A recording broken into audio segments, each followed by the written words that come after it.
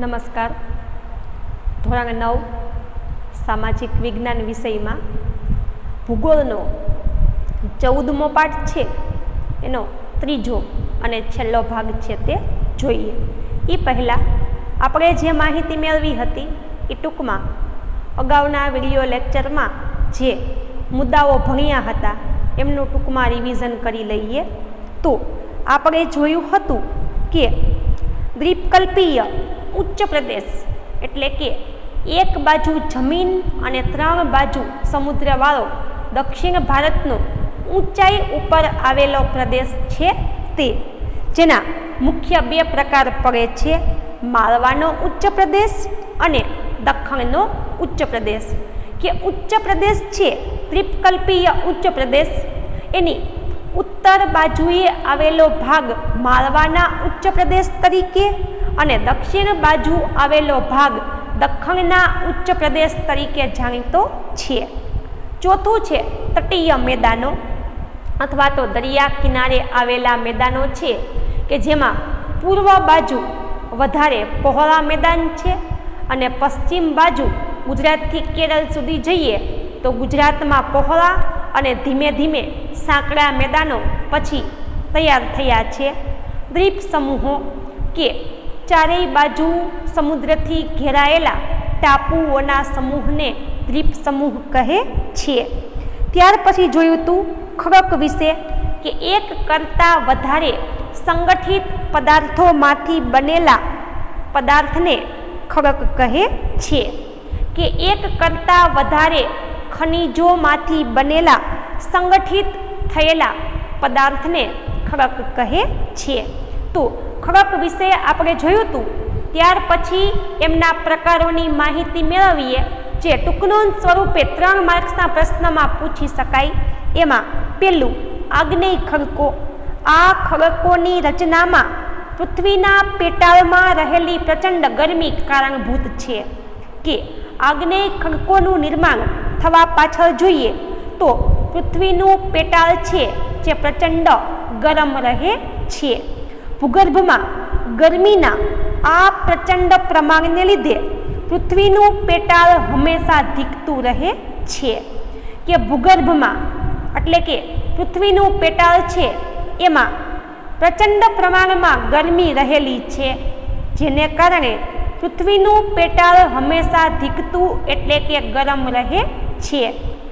આથી અહીં રહેલા પદાર્થો અર્ધ પ્રવાહી સ્થિતિમાં છે.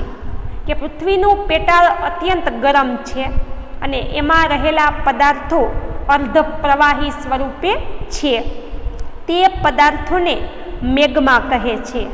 કે આ પદાર્થો છે જે મેગ્માના નામથી જાણીતા છે. સમયાંતરે આ મેગ્મા ઠંડો પડે ત્યારે એના ખડકો રચાય છે. કે જેમ જેમ સમય પસાર થતો જાય તેમ તેમ આ મેગ્મા ઠરે છે અને ત્યાર પછી ખડકો છે તે રચાય છે. આ ખડકો ગરમીની અસરથી બને છે. કે જેમ જેમ સમય પસાર થતો જાય તેમ તેમ મેગ્મા ઠંડો પડે છે અને ત્યાર પછી ખડકનું નિર્માણ થાય છે. આ ખડકો ગરમીની અસરથી બને છે. કે આ ખડકો છે એ ગરમીની અસરને કારણે બને છે. તેથી તેમને આગ્નેય કે અગ્નિકૃત ખડકો કહે છે. કે આ ખડકો છે એ ગરમીની અસરથી બને છે એટલે કે પૃથ્વીનું પેટાળ હંમેશા ગરમ રહે છે અને આ અર્ધ પ્રવાહી સ્વરૂપો છે કે જે મેગ્મા તરીકે ઓળખાય છે અને જેમ જેમ સમય પસાર થાય તેમ તેમ મેગ્મા ઠંડો પડે છે અને તેમાંથી ખડકોનું નિર્માણ થાય છે. આ ખડકો ગરમીની અસરથી બને છે. કે આ ખડકો છે એ ગરમીની અસરને કારણે બને છે, તેથી તેમને આગ્નેય કે અગ્નિકૃત ખડકો કહે છે. કે આ ખડકો ગરમીની અસરને કારણે બને છે એટલે એમને આગ્નેય કે અગ્નિકૃત ખડકો કહે છે. પૃથ્વીના ભૂસ્તરીય નિર્માણમાં આવા ખડકો સર્વપ્રથમ નિર્માણ પામ્યા હશે. કે પૃથ્વીની જે ભૂસ્તરીય રચના એટલે કે પૃથ્વી ઉપર ભૂ એટલે કે જમીન નિર્માણની પ્રક્રિયા થઈ ત્યારે આવા ખડકો સર્વપ્રથમ બન્યા હશે અને નિર્માણ પામ્યા હશે. તેથી તેમને પ્રાથમિક અથવા તો આદ્ય ખડકો પણ કહે છે. કે પૃથ્વીની રચના જ્યારે થઈ અને જમીનનું નિર્માણ જ્યારે થયું ત્યારે આ ખડકો છે એ સર્વપ્રથમ નિર્વાણ પામ્યા હશે. તેથી એમને પ્રાથમિક અથવા તો આદ્ય ખડકો કહે છે. ભારતમાં રાજસ્થાન, મધ્યપ્રદેશ અને દક્ષિણ દ્વીપકલ્પમાં ઘણા સ્થળે આવા ખડકો રચાયા છે. કે ભારતમાં રાજસ્થાન, મધ્યપ્રદેશ અને દક્ષિણના દ્વીપકલ્પમાં ઘણા સ્થળોએ આવા ખડકો છે. આગ્નેય ખડકો સૌથી નક્કર હોય છે. નક્કર એટલે કે મજબૂત. કે ભારતમાં રાજસ્થાન, મધ્યપ્રદેશ અને દક્ષિણના દ્વીપકલ્પમાં આ ખડકો જોવા મળે છે. આગ્નેય ખડકો સૌથી વધારે મજબૂત હોય છે. ગ્રેનાઇટ એ અંતસ્થ પ્રકારના ખડકનું જાણીતું દ્રષ્ટાંત છે. બેસાલ્ટ પણ આ પ્રકારના ખડકો છે. કે ગ્રેનાઇટ જે અંતઃસ્થ અથવા તો આગ્નેય ખડકોનો એક પ્રકાર છે અને બેસાલ્ટ પણ આગ્નેય ખડકનો એક પ્રકાર છે. બીજું છે પ્રસ્તર ખડકો. પાણી અને અન્ય બળોની સંયુક્ત અસરથી આગ્નેય ખડકો તૂટવા લાગે છે. કે પાણી અને બીજા બળની સંયુક્ત એટલે કે ભેગું. કે પાણી અને અન્ય બળ ભેગા થઈ અને પોતાની અસરથી આગ્નેય ખડકોને તોડે છે. કે પાણી અને અન્ય પદાર્થો છે એ ભેગા થઈ અને આગ્નેય ખડકોને તોડે છે. તૂટેલા ખડક પદાર્થોનું જળમાં નિક્ષેપણ થતું રહે છે. કે પાણીની નજીક આવેલા આગ્નેય ખડકો પાણી અને અન્ય બળને કારણે તે જળમાં એમનું નિક્ષેપણ થાય છે. કે આગ્નેય ખડકો તૂટે છે ત્યારે ધીમે ધીમે જળમાં નિક્ષેપ એટલે કે જળના તળિયે તે ભેગા થાય છે અને તેમના ઉપર સ્તર રચાય છે. કે આગ્નેય ખડકો જળમાં ભેગા થાય એની ઉપર અલગ અલગ સ્તર પગ કે ભાગ રચાય છે. આમ ખડક પદાર્થો અથવા ખડક બોજનું વિવિધ સ્તરોમાં નિક્ષેપણ થાય છે. કે આમ અલગ અલગ ખડક પદાર્થો અને ખડક બોજ છે એનું વિવિધ સ્તરોમાં નિર્માણ થાય છે. કે ખડક પદાર્થો અથવા ખડક બોજ વિવિધ સ્તરોમાં નિક્ષેપણ થાય છે. સર્વપ્રથમ રચાયેલા અને સૌથી નીચે રહેલા સ્તર ઉપર તેમની ઉપર બનેલા સ્તરોના વજન અને દબાણને લીધે નીચેના સ્તર દબાય છે અને કાળક્રમે તેમાંથી સ્તર રચના ધરાવતા ખડકો તૈયાર થાય છે. કે આમ એક આગ્નેય ખડક તૂટ્યો અને પાણીમાં જમા થયો, એની ઉપર બીજો, એની ઉપર ત્રીજો, એમ નવા નવા પગ અને સ્તરની રચના થાય છે. અને જેમાં નીચે રહેલા સ્તર કે નીચે રહેલા પગ ઉપર બનેલા સ્તરનું વજન અને દબાણ થાય છે, જેમને કારણે નીચેનું પગ દબાઈ જાય છે, નીચેનું સ્તર દબાઈ જાય છે અને કાળક્રમે જેમ જેમ સમય પસાર થાય તેમ તેમ એમાંથી સ્તર રચના કે પગવાળા ખડકોનું નિર્માણ થાય છે. આવા ખડકોને પ્રસ્તર ખડકો કહે છે.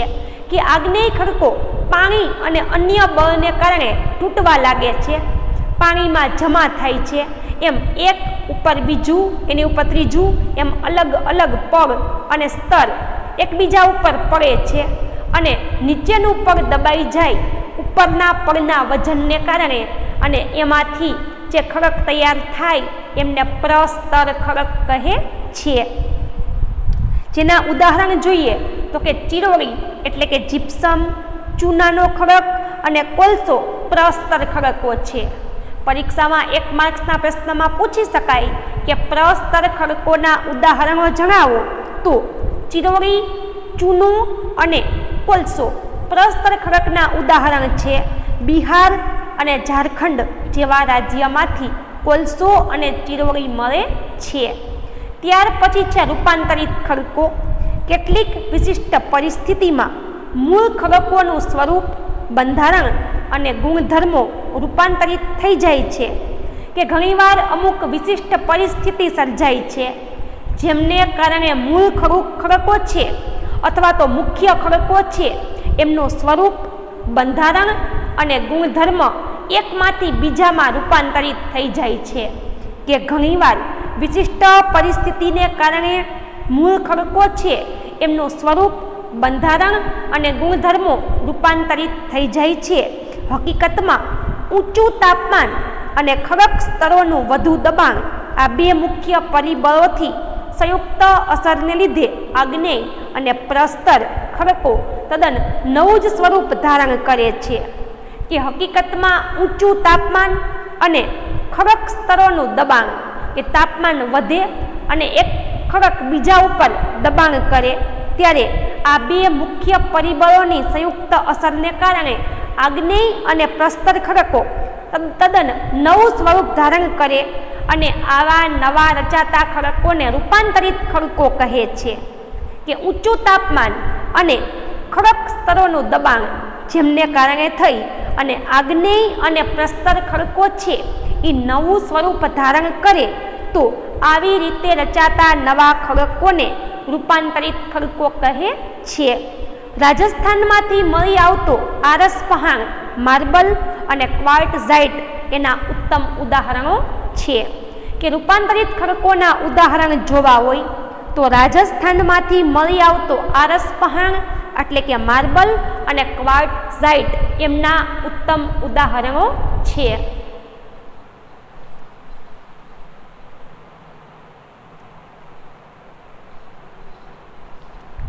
ત્યાર પછી ખનિજો કુદરતી કાર્બનિક કે અકાર્બનિક ક્રિયાથી તૈયાર થતા અમુક ચોક્કસ પ્રકારનું રાસાયણિક બંધારણ ધરાવતા પદાર્થોને ખનિજ તરીકે ઓળખવામાં આવે છે.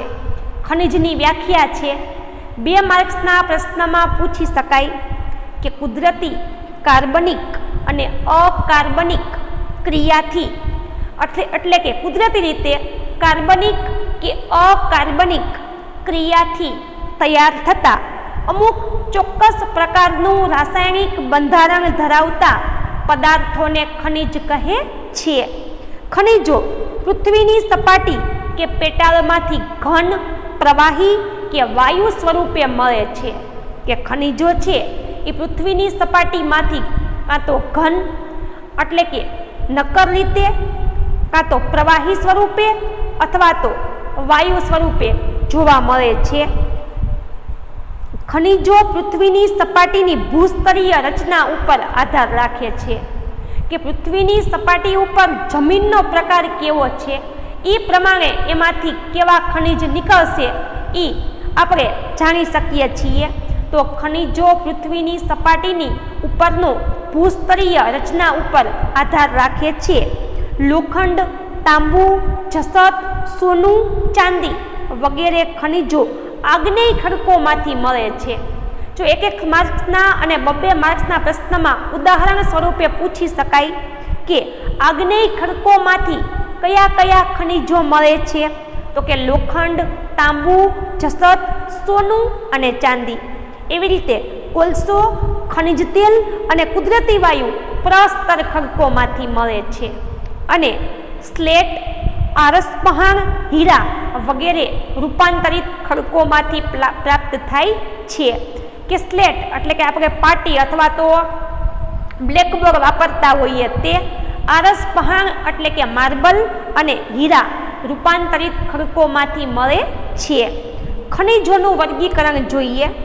આપણા રોજિંદા વ્યવહારમાં લગભગ 200 જેટલા ખનિજોનો ઉપયોગ આપણે સીધી કે આડકતરી રીતે કરીએ છીએ, કે આપણો રોજબરોજનો વ્યવહાર છે એમાં લગભગ 200 જેટલા ખનિજોને આપણે સીધી કે આડી રીતે વાપરીએ છીએ. ખનિજોનું સર્વમાન્ય વર્ગીકરણ શક્ય નથી, કે ખનિજો છે એનું સામાન્ય રીતે એક જ સરખું વર્ગીકરણ શક્ય નથી, છતાં પણ સામાન્ય વર્ગીકરણ કર્યું છે. એમાં એક છે ધાતુમય ખનિજો, કે જેમાં ધાત્વિક ખનિજો તરીકે પણ તે ઓળખાય છે, કે જેમાં ધાતુના તત્વ રહેલા હોય એવા ખનિજોને ધાતુમય ખનિજો કહે છે, એમાં અ કિંમતી ધાતુમય ખનિજો કે જેમની કિંમત બજારમાં ખૂબ વધારે હોય છે એવા ધાતુવાળા ખનિજો, સોનું, ચાંદી અને પ્લેટિનમ કિંમતી ધાતુમય ખનિજો છે. હલકી ધાતુમય ખનિજો કે બજારમાં બહુ વધારે કિંમતમાં મળતી નથી એવી ખનિજો ધાતુવાળી તો મેગ્નેશિયમ, બોક્સાઇટ અને ટિટાનિયમ. ક સામાન્ય ઉપયોગમાં લેવાતી ખનિજો કે સામાન્ય રોજબરોજના ઉપયોગમાં આપણે લેતા હોઈએ એવી ખનિજો લોખંડ, તાંબુ, સીસુ, જસત, કલાઈ અને નિકલ વગેરે. ડ મિશ્ર ધાતુ સ્વરૂપે વપરાતા ખનિજો ક્રોમિયમ, મેંગેનીઝ, ટંગસ્ટન અને વેનેડિયમ જેવી ખનિજો કે મિશ્ર ધાતુ રૂપે વપરાતી હોય એવી ખનિજો જેમાં ક્રોમિયમ, મેંગેનીઝ, ટંગસ્ટન અને વેનેડિયમ. બીજું અધાતુમય ખનિજો અથવા તો અધાત્વિક ખનિજો ચૂનાનો ખડક, ચોક, એસ્બેસ્ટોસ, અબરખ, ફ્લોરસ્પાર, જીપ્સમ, સલ્ફર, હીરા વગેરે કે ચૂનાના ખડકો, ચોક, એસ્બેસ્ટોસ, અબરખ, ફ્લોરસ્પાર, જીપ્સમ, સલ્ફર, હીરા વગેરે અધાતુમય ખનિજો છે. સંચાલન શક્તિ માટે ઉપયોગમાં લેવાતા ખનિજો કે સંચાલન શક્તિ એટલે કે ખાસ કરીને કઈ વસ્તુને ચલાવવા માટે જે ખનિજો ઉપયોગમાં લેવાય એને સંચાલન શક્તિના ખનિજો કહે છે, જેમાં કોલસો, ખનિજ તેલ, કુદરતી વાયુ, યુરેનિયમ અને થોરિયમ જેવા ખનિજોનો સમાવેશ થાય છે કે જે કાંઈ ને કાંઈ વસ્તુને ચલાવવા માટે ઉપયોગી છે. ત્યાર પછી મુખ્ય ખનિજો અને તે કઈ જગ્યાએથી મળે છે ખાલી માહિતી માટે છે, પરીક્ષામાં કાંઈ પૂછાતું નથી. એમાં લોખંડ છે એ ભારતમાં ઝારખંડ, છત્તીસગઢ, આંધ્રપ્રદેશ, ગોવા, ઓરિસ્સા, તમિલનાડુ, મહારાષ્ટ્ર, રાજસ્થાન, કર્ણાટક, બિહાર અને મધ્યપ્રદેશમાંથી મળે છે. બીજું છે મેંગેનીઝ જે કર્ણાટક, ઓરિસ્સા, મધ્યપ્રદેશ, મહારાષ્ટ્ર અને ગોવામાંથી મળે છે. ત્રીજું છે તાંબુ ગુજરાત, કર્ણાટક, આંધ્રપ્રદેશ, ઉત્તર પ્રદેશ, સિક્કિમ, મેઘાલય, મહારાષ્ટ્ર અને પશ્ચિમ બંગાળ જેવા રાજ્યમાં બોક્સાઇટ, ઓરિસ્સા, આંધ્રપ્રદેશ, છત્તીસગઢ, મહારાષ્ટ્ર, ઝારખંડ, ગુજરાત જેવા રાજ્યમાં સીસુ, રાજસ્થાન, આંધ્રપ્રદેશ, તમિલનાડુ, પશ્ચિમ બંગાળ, મધ્યપ્રદેશ, ઉત્તર પ્રદેશ, ઓરિસ્સા, મહારાષ્ટ્ર, મેઘાલય, સિક્કિમ અને ગુજરાત. અબરખ આંધ્રપ્રદેશ, રાજસ્થાન, બિહાર અને ઝારખંડ. ચૂનાનો ખડક મધ્યપ્રદેશ, છત્તીસગઢ, આંધ્રપ્રદેશ, રાજસ્થાન, ગુજરાત, કર્ણાટક અને હિમાચલ પ્રદેશમાં. ત્યાર પછી આગળનો ટોપિક જોઈએ કે જમીન અને તેમનું વિતરણ છે તે. તમે જાણો છો કે જમીન ખેતી માટે મૂળભૂત સંસાધન છે. કૃષિ ઉપરાંત બીજી મહત્વની પ્રવૃત્તિ માટે પણ જમીન મહત્વની છે. કે તમે લોકો જાણો છો કે ખેતી માટે તો જમીન ખૂબ જરૂરી છે, પણ ખેતી ઉપરાંત અન્ય ઉપયોગ માટે પણ જમીનનું મહત્વ ખૂબ રહેલું છે. જમીન એ પૃથ્વીની સપાટી ઉપરના જૈવિક અને અજૈવિક દ્રવ્યોનું બનેલું એક પાતળું સ્તર છે. કે જમીન છે એ પૃથ્વીની સપાટી ઉપર આવેલું જૈવિક અને અજૈવિક દ્રવ્યોમાંથી બનેલું એક પાતળું સ્તર અથવા તો પગ છે. કે પૃથ્વીની સપાટીનો ઉપર ભાગ છે જ્યાં જૈવિક સજીવો રહે છે તે અને અજૈવિક સજીવો વગરનું કે સજીવોના જે અવશેષો છે તેમાંથી અને સજીવોના અવશેષો વગર અજૈવિક દ્રવ્યોમાંથી બનેલું એક પાતળું સ્તર છે. જેમ કોઈ સફરજનને એની પાતળી છાલ સાથે સંબંધ છે એવો આ પૃથ્વીની સપાટી સાથે જમીનનો સંબંધ જોડાયેલો છે. કે કોઈ સફરજનને એમની પાતળી છાલ સાથે જેવો સંબંધ હોય એવો જ પૃથ્વીની સપાટી અને જમીન વચ્ચે સંબંધ છે. પૃથ્વીના પોપડાના ઉપરના પાતળા સ્તરને જમીન કહે છે. કે પૃથ્વીનો પોપડો છે એની ઉપરનું પાતળું સ્તર જમીનના નામથી ઓળખાય છે. જમીન નિર્માણ. જમીન એ ખડકોના ખવાણની ફલિત પેદાશ છે. કે જમીન ખડકોનું ખવાણ થાય. ખડક એટલે કે પથ્થરો, ખવાણ એટલે ખવાઈ જવું. કે પાણી અને હવાને કારણે ખડકો ખવાઈ જાય એની ફલિત એટલે કે એમાંથી બનેલી પેદાશ એટલે કે જમીન. ખડકોની સપાટીવાળા ભાગોનું તાપમાન, વરસાદ, હિમ, હવા, વનસ્પતિ અને જીવજંતુ વગેરે પરિબળોથી ખવાણ થતાં ખડકોનો ભૂકો બને છે અને ભૂમિ આવરણ તૈયાર થાય છે. કે ખડકોની સપાટીના ભાગો છે એનું તાપમાન, વરસાદ. કે ખડકોની સપાટીની ઉપરનો ભાગ છે જે તાપમાનને કારણે, વરસાદ, હિમ એટલે કે બરફને કારણે, હવા, વનસ્પતિ, જીવજંતુ વગેરે પરિબળોના ખવાણ થતાં ખડકોનો ભૂકો બને છે. કે ખડકોનો ભૂકો કઈ રીતે થાય? તો કે તાપમાન, વરસાદ, હિમ, હવા, વનસ્પતિ અને જીવજંતુઓ છે એમને કારણે, અને એક ભૂમિ આવરણ કે જમીનનું આવરણ તૈયાર થાય છે. આ ભૂમિ આવરણમાં ખડકોના નાના મોટા ટુકડા, કાંકરા, માટી, રજ હોય છે, જેને ભૂગોળની ભાષામાં રેગોલિથ કહે છે. કે ભૂમિનું જે આવરણ તૈયાર થયું છે તાપમાન, હિમ, હવા, વરસાદને કારણે, તો આ ભૂમિ આવરણમાં ખડકના નાના અને મોટા ટુકડા હોય છે. કે પથ્થરના નાના મોટા ટુકડા હોય છે, કાંકરા, માટી, રજ હોય છે, જે રેગોલિથના નામથી ઓળખાય છે. જેમાં કેવળ ખનિજ દ્રવ્યો છે. કે આમાં ફક્ત ખનિજ દ્રવ્યો આવેલા છે. તે પછી તેમાં જૈવિક દ્રવ્ય, હવા અને પાણી ભળે છે. કે આમાં પછી જૈવિક દ્રવ્ય, હવા અને પાણી ભળે છે. છેવટે તેમાંથી જમીન બને છે. એટલે કે રેગોલિથ છે એમાં જૈવિક દ્રવ્યો એટલે કે સજીવોના અવશેષો, હવા અને પાણી ભળે છે અને તેમાંથી જમીન બને છે. આમ જમીન નિર્માણની પ્રક્રિયા ઘણા લાંબા સમયની પ્રક્રિયા ગણાય છે. કે જમીન તાત્કાલિક બનતી નથી, પણ લાંબા સમયની પ્રક્રિયાનું પરિણામ છે.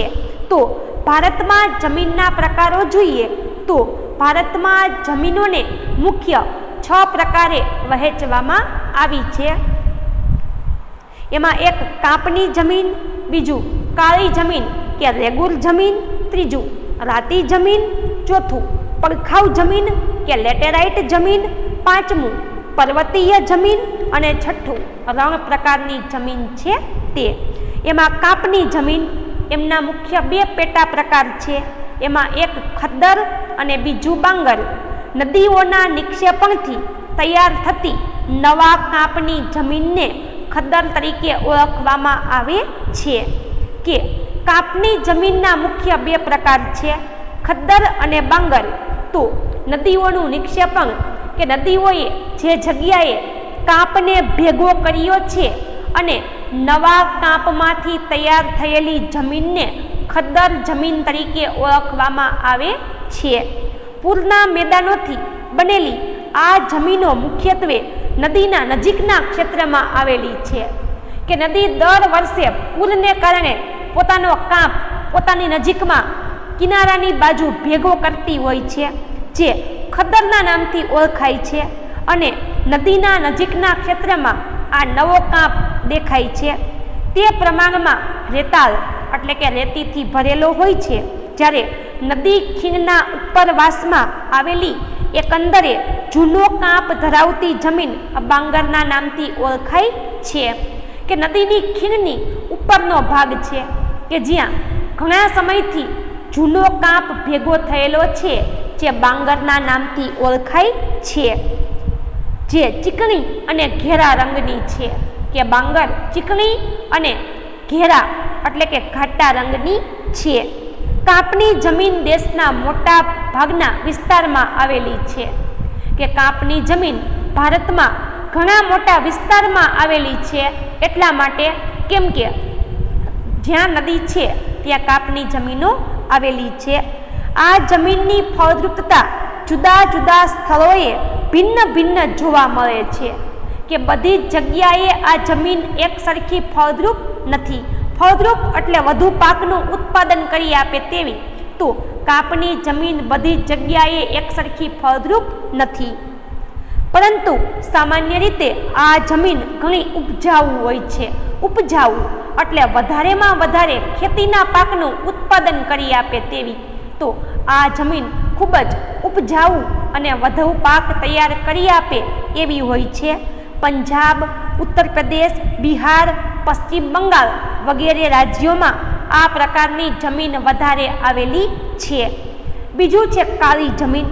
આ જમીન મુખ્યત્વે મહારાષ્ટ્ર, પશ્ચિમી મધ્યપ્રદેશ, ગુજરાત, કર્ણાટક, આંધ્રપ્રદેશ, તેલંગાણા અને તમિલનાડુ જેવા રાજ્યમાં આવેલી છે. કાળી જમીન દ્વીપકલ્પીય ઉચ્ચ પ્રદેશની ભેટ છે કે દ્વીપકલ્પીય ઉચ્ચ પ્રદેશ છે એમને કારણે કાળી જમીનનું નિર્માણ થયેલું છે. આ જમીન ચીકણી અને કસવાળી હોય છે કે કાળી જમીન અત્યંત ચીકણી અને કસવાળી એટલે કે અત્યંત ફળદ્રુપ, વધારે પાકનું ઉત્પાદન કરી આપે તેવી હોય છે. તે લાંબા સમય સુધી ભેજ ગ્રહણ કરવાની ક્ષમતા ધરાવે છે કે આ જમીન લાંબા સમય સુધી ભેજને ગ્રહણ કરી શકે છે. આ જમીન રૂપાંતરિત ખડકો દ્વારા તૈયાર થયેલી છે કે લાંબા સમય સુધી તે ભેજને ગ્રહણ કરી શકે છે અને રૂપાંતરિત ખડકોમાંથી બનેલી છે અને કપાસના પાક માટે વધારે અનુકૂળ છે. તેથી કપાસની કાળી જમીન તરીકે ઓળખાય છે કે આ જમીન કપાસના પાક માટે ખૂબ જ અનુકૂળ છે, એટલા માટે કપાસની કાળી જમીન તરીકે પણ ઓળખાય છે. આ જમીન રેગુરના નામે પણ ઓળખાય છે કે કાળી જમીનમાં સૌથી વધારે કપાસનો પાક લેવાય છે, એટલા માટે તે કપાસની કાળી જમીન તરીકે પણ ઓળખાય છે. આ જમીન રેગુરના નામથી પણ ઓળખાય છે. ત્યાર પછી છે રાતી જમીન. આગ્નેય અને રૂપાંતરિત ખડકો ધરાવતા ક્ષેત્રમાં રાતી જમીન આવેલી છે કે જે જગ્યાએ આગ્નેય અને રૂપાંતરિત ખડકો આવ્યા છે ત્યાં રાતી જમીન છે. લોહ તત્વ અને અન્ય સેન્દ્રિય તત્વોને લીધે આ જમીનનો રંગ રાતો દેખાય છે કે લોહ તત્વ અને અન્ય સેન્દ્રિય પદાર્થો એટલે કે સજીવોના અવશેષો જેમને કારણે આ જમીનનો રંગ રાતો દેખાય છે. આ જમીન પ્રમાણમાં છિદ્રાળુ અને ઉપજાઉ હોય છે કે આ જમીન છે એમાં છિદ્ર એટલે કે નાના નાના કાણા અને ઉપજાઉ એટલે કે વધારે તે પાકની ખેતી કરવામાં અનુકૂળ છે. છિદ્રાળુ એટલે કે નાના નાના કાણાવાળી અને વધારે પાકનું ઉત્પાદન કરી આપે એવી ઉપજાઉ છે. ગોવા, તમિલનાડુ, કર્ણાટક, આંધ્રપ્રદેશ, ઓરિસ્સા અને ઝારખંડના કેટલાક ભાગોમાં રાતી જમીન આવેલી છે. પડખાઉ જમીન કે લેટેરાઇટ જમીન વધુ વરસાદને કારણે તીવ્ર ધોવાણને પરિણામે પડખાઉ જમીન તૈયાર થાય છે કે વધુ વરસાદ પડે અને તીવ્ર ધોવાણ થાય જેમાંથી પડખાઉ અલગ અલગ પડવાળી જમીન તૈયાર થાય છે. વધુ વરસાદને કારણે જમીનના ઉપરના સ્તરમાંથી પોષક તત્વ ધોવાય અને નીચેના સ્તરમાં ઉતરે છે કે વધુ વરસાદને કારણે જમીનની ઉપરનું સ્તર છે એમાંથી પોષક તત્વ ધોવાઈ જાય છે કે જમીનની ઉપર જે પોષણવાળા તત્વ છે એ ધોવાણને કારણે ધોવાઈ જાય છે અને જમીનમાં નીચે ઉતરી જાય છે. જૈવિક દ્રવ્યોનું પ્રમાણ વધુ હોવાથી આ જમીન ઓછી ફળદ્રુપ ધરાવે છે કે અત્યંત ધોવાણને કારણે પોષક તત્વો ધોવાય અને જમીનમાં ઊંડે ઉતરી જાય છે અને જૈવિક દ્રવ્યોનું પ્રમાણ ઓછું હોવાને કારણે આ જમીન ઓછી ફળદ્રુપ છે. અહીં લાલ રેતીના પથ્થરમાં લોહ અને એલ્યુમિનિયમના તત્વ છે કે આ જમીનમાં લાલ રેતીના પથ્થર છે એમાં લોહ એટલે કે લોખંડ અને એલ્યુમિનિયમના તત્વ જોવા મળે છે. આ પથ્થરના ધોવાણથી અહીંની જમીન રાતા રંગની બની જાય છે, કે લાલ રેતીના પથ્થરો છે એ ધોવાઈ જાય ત્યારે આ જમીન લાલ રંગની બને છે. આવી જમીન દખ્ખણ એટલે કે દક્ષિણ ભારતના પહાડી પ્રદેશમાં, કર્ણાટક, કેરળ, ઓરિસ્સા અને પૂર્વ ભારતના કેટલાક રાજ્યમાં જોવા મળે છે. ત્યાર પછી છે પર્વતીય જમીન.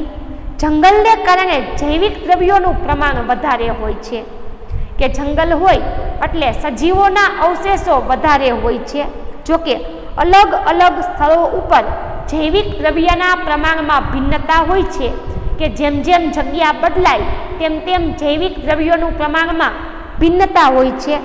શિવાલિક પર્વત શ્રેણીઓ પર આ જમીન ઓછી કસવાળી અને અપરિપક્વ છે, કે શિવાલિકની ટેકરીઓ છે ત્યાં પર્વતીય જમીન ઓછી કસવાળી એટલે કે ઓછી ફળદ્રુપ, વધારે ફળદ્રુપ ન હોય તેવી અને અપરિપક્વ જેનો પૂરેપૂરો વિકાસ થયો નથી તેવું, પરિપક્વ એટલે કે જેનો પૂરેપૂરો વિકાસ થયો હોય તેવું. એનાથી ઉલટું અપરિપક્વ એટલે કે શિવાલિકની ટેકરીઓ ઉપર પર્વતીય જમીન ઓછી ફળદ્રુપ અને પૂરેપૂરી વિકસિત થયેલી નથી.